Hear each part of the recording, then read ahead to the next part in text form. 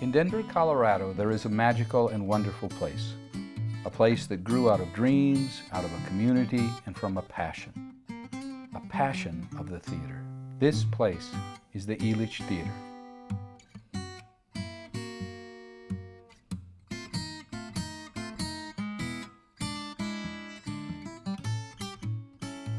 Denver was founded in the gold rush of 1858-59. Within a few years, 100,000 people poured into Denver City in what quickly became Colorado Territory. After the gold rush, there's money and there's a rush to culture, and theater is a big part of that.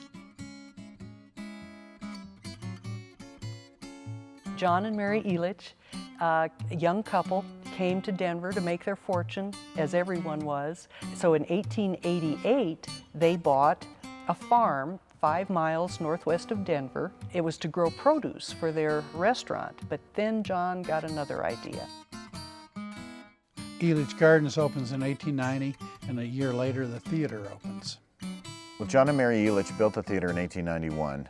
Once they had converted this property to more of a zoological garden and gathering place as opposed to just a farm. The theater was one of the first central buildings that they constructed here.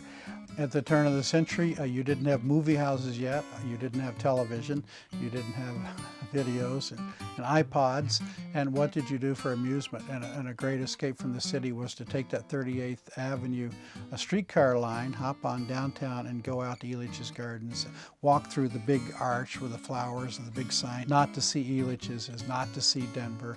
Walk through, see these beautiful trees and gardens and plantings, see some of the animals that were left over, the Ferris wheel, the famous Twister roller coaster, go to the Trocadero ballroom. I remember listening to the noise of the roller coaster, the big bands, just the noise of the park alone. It was a big thing for me. It was a huge deal to come to Elitch Gardens, particularly in high school. We would come up and ride all the rides. I remember being on a ride and getting very sick.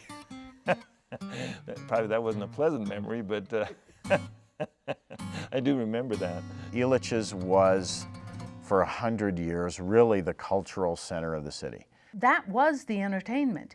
You went to the Trocadero, you went to the Elitch Theatre, you went to the gardens, and it was something that the whole family engaged in. What I remember is that as you walked up to the theater, on your approach, the main walkway up to the doors, on both sides, there were pictures of all the people who had appeared over 50, 60, 70 years, and it was just fun to look at those and see who all the people were. And then to walk into that incredible theater, I'd never seen a structure like that kind of frame, pentagonal version of the Globe Theater. It looks so funky and different than any theater I had ever seen. John Elitch designed the theater based on some idea he had as to what the old Globe Theater in London looked like. The octagonal shape to it and sort of the way the audience is situated and that sort of thing. The Globe Theatre in London is where William Shakespeare's plays were put on. He also got it very wrong. I mean, the old Globe was an open-air venue, and it was a circular building with no roofing structure. John's love was the theater, and he had plans to build a theater, and he'd be director and he'd be star actor, and this was his dream. But unfortunately that winter, he caught pneumonia and he died. Pitched over. So Mary took over and lived the rest of her life here.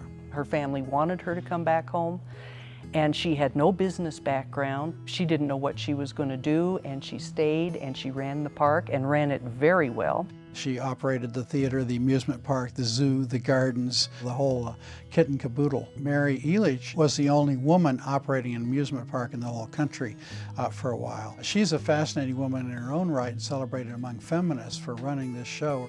I know she was tougher than anyone thought she was, this sweet, passive little Victorian wife who could suddenly make the decisions to run an amusement park.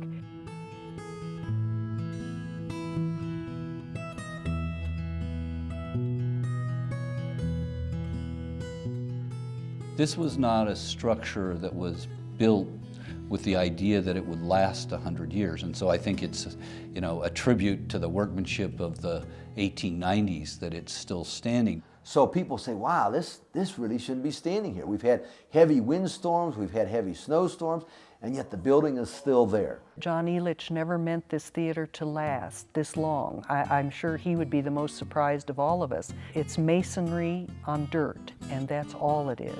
You'll see that structural columns are just sitting on the earth beneath it. Occasionally, they would put a big rock or something for it to sit on. And that's part of what makes this restoration such a huge undertaking. The building is remarkable and extraordinary today in that it's all frame and is going to be reconstructed as a frame building, and of course those buildings often burn down. The fire department coming up and telling me that it would take about 9 minutes for the auditorium to burn up. It's a 115-year-old pine that's not been taken care of very well, and that sort of, I was like, oh. The problem with not having a foundation around this building is it doesn't keep animals out.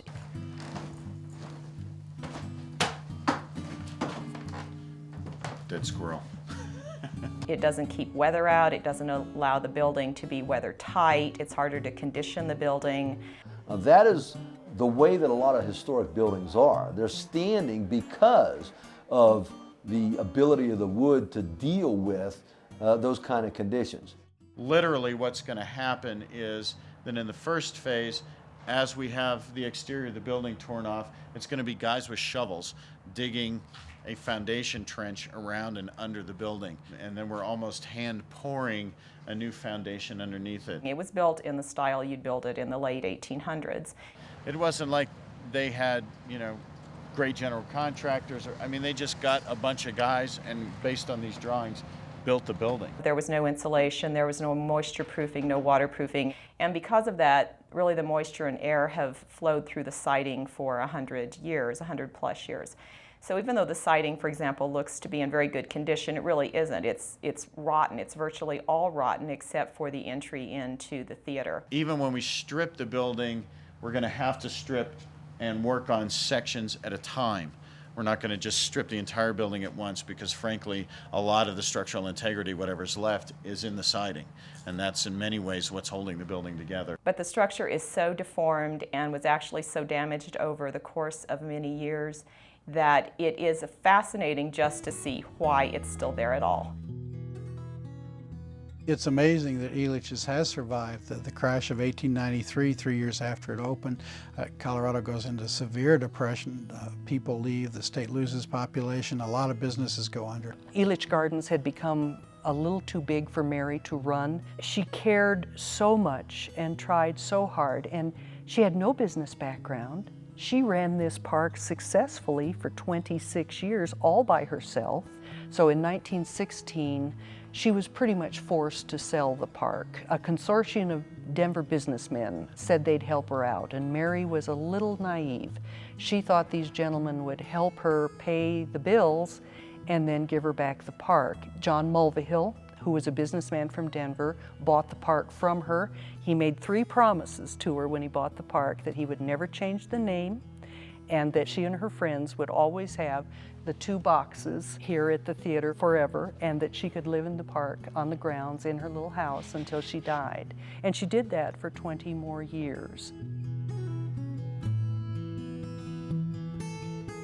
Something miraculously has kept that theater up. There's 1,001 reasons why that theater should no longer be there, so I think you have to give Mary Elitch's ghost the credit for keeping it up.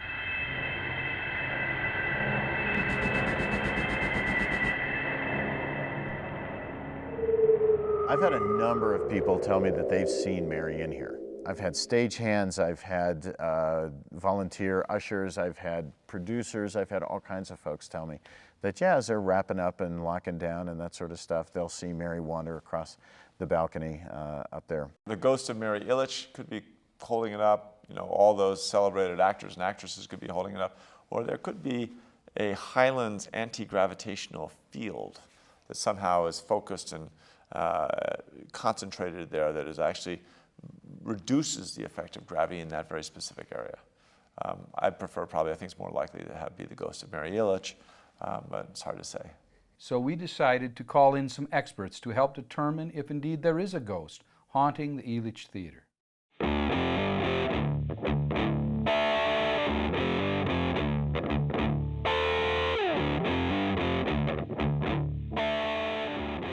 We went in, took some initial readings. We sit and monitor the areas for sound, for video.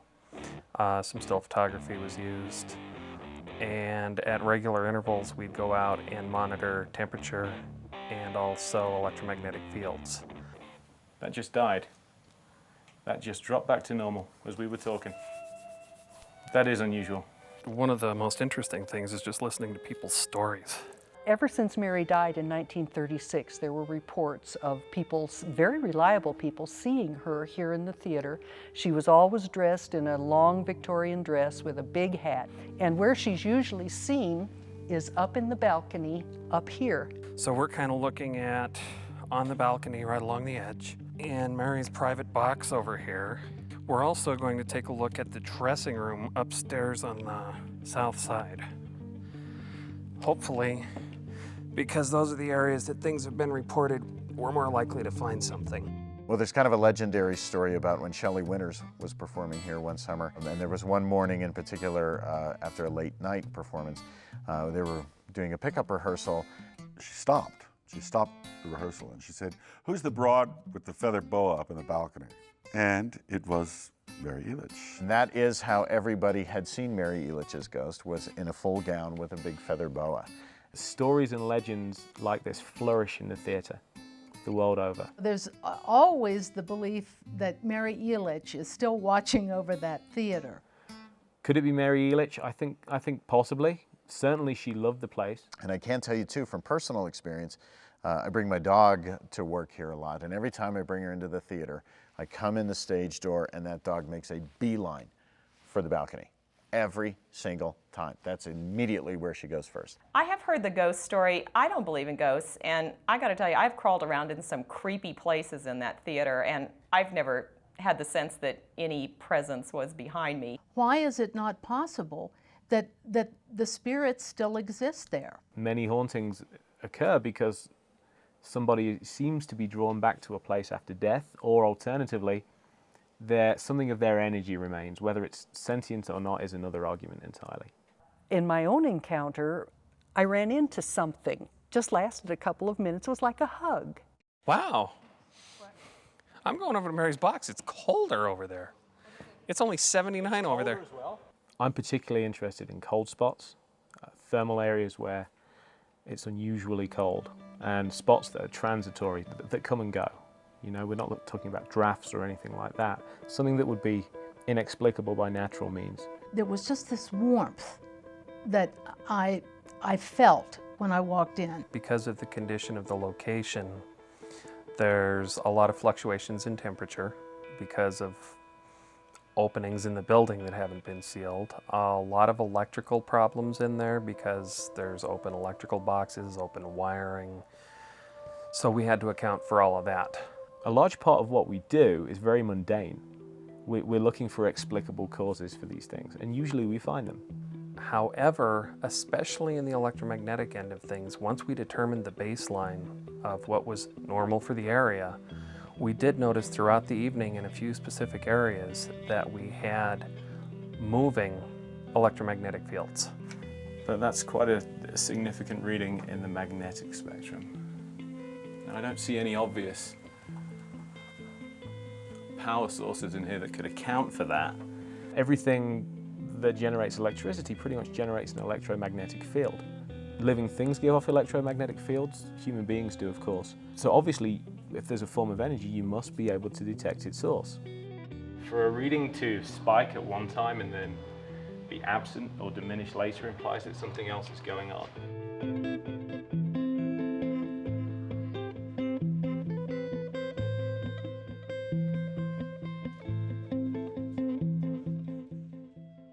Just to walk those boards, that stage, and to speak out into that audience, it is definitely haunted. This is living, breathing history right here. Get up here. Oh, we are hot. Yep. Yeah, look at that. Yeah, we're at 6. Yeah. That's 3 times above background. I'm getting a nice spike over here. Continuous or fluctuating or? This is like a pillar that extends up. Let's see how far up it extends. Really? Yeah. Note it. Let's get around this side. I'm sure the floor's steady enough. That's going to be my epitaph. It actually hits 10 over here, Greg, as we come towards the wall. Ferris wheel, which is still at the top. See what happens in an old theater that's this old? It's wind or Mary. There's definitely something going on there. I picked 2 EMF spikes up. One was inside a sort of enclosed room that he said was the tour room, and I picked up another really big EMF spike backstage. They were gone within 5 minutes. All I can say for sure, Greg, is that something that was here 5 minutes ago is no longer. It's not, right? Absolute flat zeroed, which is pretty suspicious. The other thing is that I was in Mary's theatre box earlier on, and for about maybe the 3rd or 4th time tonight, and I was literally looking at the meter, and it leapt 15 points right in front of me. Whoa, did somebody just do something? You guys? What's going? Yeah, I was working with their camera crew guys, and they said, well, maybe we're doing something, so they brought everything down, swung it all back up. Nothing affected the meter, so it wasn't them. It's not you. That just jumped 10 points. I've never seen that happen in my career. But this thing leapt right in front of my eyes. I've never seen that before. As if something... And that was right over there? That was right in the box over there. Yeah, we're seeing consistently elevated levels in this box, and they may be 3 or 4 times bigger than the box over there. As to what they were, you're asking the wrong guy.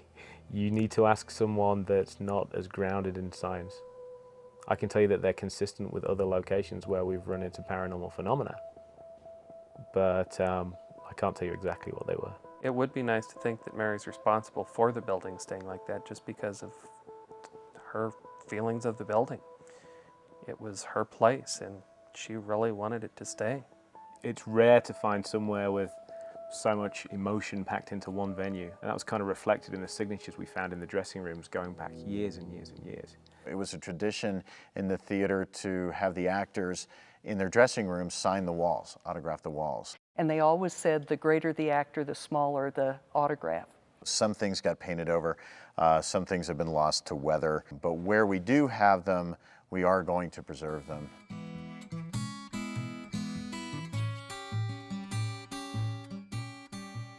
For a long time, it looked like this boarded up and abandoned theater was going to burn down or go away some way or another. So it's a wonderful resurrection for a priceless bit of Denver's history. And Elitch's has so much history behind it. It was really the start of Denver. Truly, this is one of the most important historic buildings in Denver. It's listed on the National Register of Historic Places. It's listed as a landmark with both the state and the city of Denver.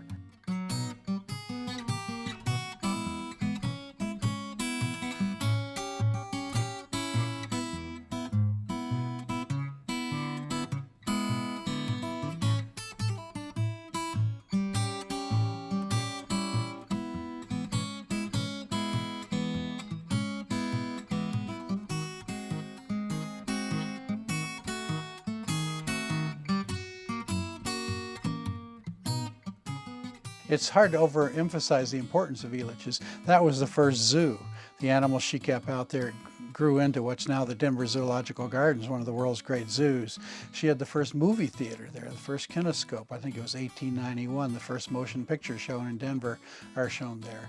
And of course, it puts Denver on the map for bringing nationally known stars to Denver. It was their intention from the start to bring in the best talent there was to bring. 1926 through 1928, Frederick March was our leading man. One of the first folks that they had brought in for a series of shows was Sarah Bernhardt, who in her time was the biggest star in the world. Douglas Fairbanks Sr. was our leading man. Cecil B. DeMille and his brother performed here. Raymond Burr. Edward G. Robinson. Sid Caesar. Grace Kelly. She was here in 1951 just as a little ingenue, and then the next year she was in High Noon, and the rest is history.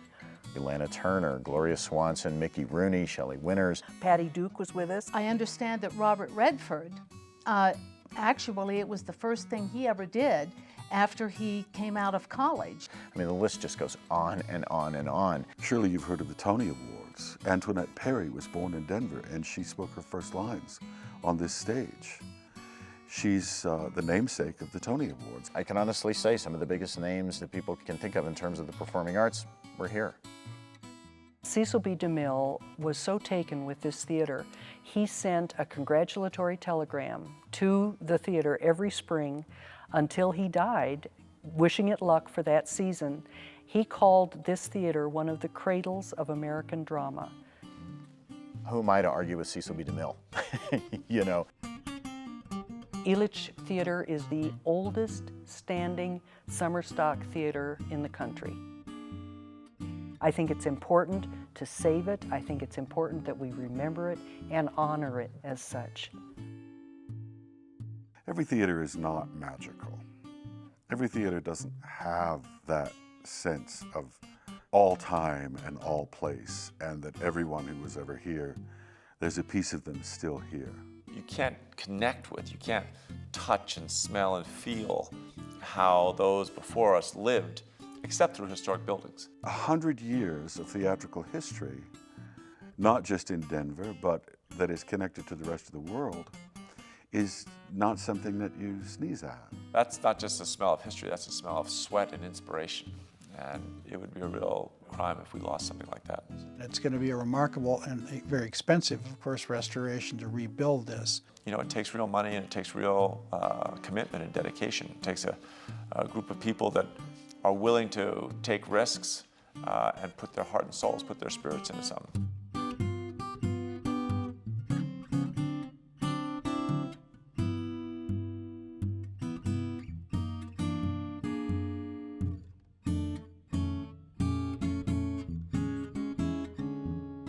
It's always challenging to try to duplicate and replicate with new materials and dimensions and sizes the thing that's been there a long time or was constructed a long time ago. We're securing the building and all of its oddities as it is. None of the windows are on center, none of the columns are exactly on center. So even those oddities are going to be put back into place. We're literally taking photo documentation and measurements as to where that weird little window is. And it's going back right where it was, even though it doesn't make any sense.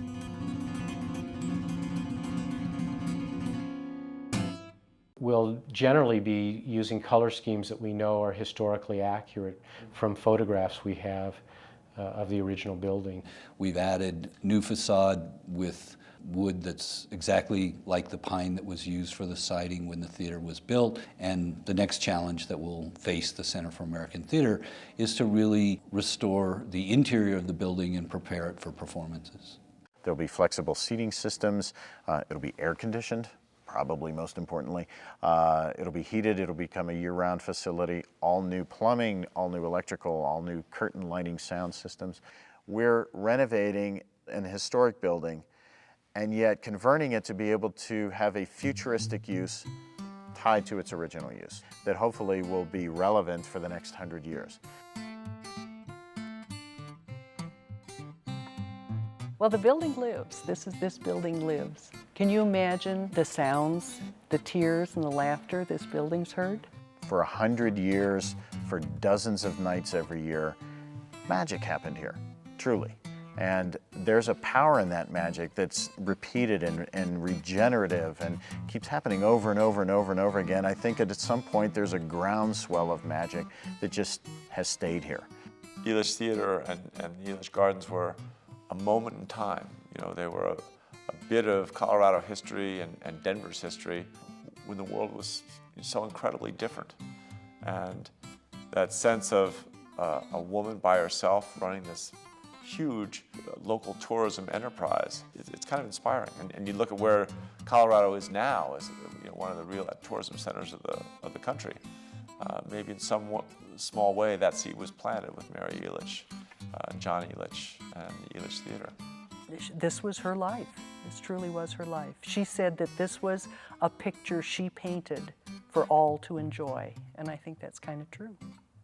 I mean, truly, this place, in my world, is a cathedral. I mean, it has that level of importance. If it were just the building, that's one thing, and it's nice to restore it, and it's nice to put performances back in there and that sort of stuff. But we have the opportunity to create an utterly unique center for American theater here in Denver, Colorado, because of the legacy of this building. Who am I to argue with the National Park Service, who's given us a Save America's Treasures grant? by default, we are a national treasure.